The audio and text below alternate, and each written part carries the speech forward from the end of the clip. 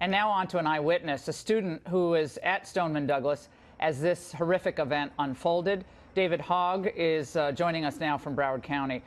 David, first of all, you know, our thoughts thoughts and prayers sound after a while like very trite and cliche. But as I was in my kitchen watching this today, and I have 3 kids, you just want to break down and cry. But there's so much bravery on the part of students and teachers, including, according to reports, at least 1 who died. That does give us some hope and humanity. But tell us what happened and what you heard unfold as you were in school today. So the first thing that I heard was one single gunshot. We initially thought it was a drill, but it turned out to be anything but. After we heard the first gunshot, we started heading down the way because the presumed the person that was shooting up the school pulled the fire alarm to get more soft targets, and so we started heading towards our designated zone for the fire. Anyways, on our way there, we started seeing a bunch of people running, and we started running with those people in the opposite direction. But little did we know at the time, we were actually running towards the school shooter. But luckily for the heroic actions of one janitor and actually Chef Kurth, they saved hundreds of lives today because they stopped all the students and got them in one single room and helped save all of our lives. There were easily 30 to 40 people in one single room packed together for an hour-ish, and because of their actions, they saved. And are they okay, David? Yes, right now, as far as I know, when we left, they were okay. I haven't heard anything otherwise, but all the students are fine. And David, you're a student journalist. And you're writing in school, yes. and which is incredibly helpful because you're observing everything. Did you know the shooter? And if you did not, do you know people who knew him, and what were their observations about him? Yes, I did not know the shooter personally, but I know many people that did know him. What they have said, what I've heard about him, is that he was a person that was very offset, kind of awkward. Many people have interesting stories about him that were really quite awkward from their time in middle school, which was at the school next door, Westglades Middle, and just a really precarious, like, kind of, you know, offish guy. Did you know anything about his family? Did they say anything about his upbringing, other siblings, problems at home, or was he just a social pariah? Nobody talked to him, and he was really isolated.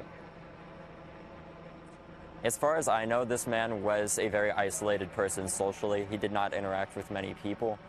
From what I've heard from a few of my fellow students, he seemed to have a somewhat messed up personal life. At home, he had a rough personal life, and that's as far as I know. And I've heard that from multiple people. But there were other reports, David, that he had threatened, at least kind of jokingly, that I could take all of you out, or I could take some of you out. And he knew, obviously, the layout of the school. He knew the drills, the evacuation drills. He was up on that 3rd floor when the alarm was pulled. He pulled the alarm, so he knew the layout. He knew where people would have to go, correct? Exactly. And the amazing thing is, because of the heroic and, well, more or less, for the actions taken by the Broward County schools to make it a more safe school in past months in response to all of these mass shootings at schools that we shouldn't have to deal with but sadly do, they've trained all of the teachers recently to lock all of the doors and make sure, in case a horrifying incident like this happens, we're as safe as we can be. And luckily, because of those actions, I think that training saved hundreds of lives today, if not thousands. Are there any school officials, or other than like maybe a security guard, who are armed inside the school that you know of? As far as I know, there is a school resource officer that I believe is armed. But I didn't hear much about him or anything that he did during this event. Obviously, I'm sure he was doing all he could. But as far as I know, I haven't heard much about him. But I'm sure the media knows more than I do. Tell us about that gazebo area where certain kids sit in the lunchroom. It was called Owen's Gazebo or something like that, where kind of some of the outcasts sit. I was reading about that he wasn't even welcome in that area where kind of some of the you know, that was, again, it was in social media, but some of the freaks in school sit because they're not accepted in the rest of the school. Tell me about that.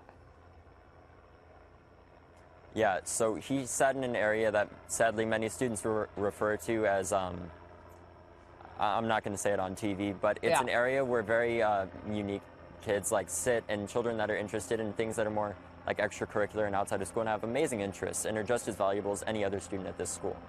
They're just unique individuals that have interesting aspirations. But the fact that he was outcasted by those people, I would say it doesn't say a lot, but it does say a lot, because here at Stoneman Douglas High School, we like to accept everyone for who they are. We like to bring everyone in and just embrace who they are. And sadly, with this person, he didn't feel that way. He didn't feel accepted, and that may have been part of the reason why he did this horrible atrocity that should never have happened. Isolated. In one case, he described himself as being bullied. Did you hear anything about that, that he was bullied by one particular individual and that he was going to get him? Did you hear anything about that? I haven't heard anything about bullying, but I can tell you that from what I've heard, he does seem like an individual that would have had a rough time in school based off of some of his previous actions, like just interesting and weird comments made to people like around him, certain students, even one of his tutors that, just what was really the comment, interesting stuff David? that What was he's the been comment? doing. What was that comment? It was actually, I don't want to go on, this person told me not to tell anyone. Well, you don't have but to the comment identify. was You don't very have to crude identify and anybody. But what was the comment? Don't identify the name. But Okay. what did he say? The comment was a request for sexual relations with a student. And it was very awkward, according to them. Yeah, and obviously rejected. So, David, incredibly poised delivery of information tonight, and our emotions can I say are with one more you. thing to the audience? Yes. Yeah. Okay. I don't want this to be another mass shooting. I don't want this just to be something that people forget. This is something that people need to look at and realize that there is a serious issue in this country that we all need to face. It's an issue that affects each and every one of us, and if you think it doesn't, believe me, it will, especially if we don't take action to step up and stop things like that. For example, going to your congressman and asking them for help and doing things like that. David, thank you so much. We really appreciate your words tonight. And our prayers are with all of you and your family and the schoolmates and all of those who've lost their lives tonight.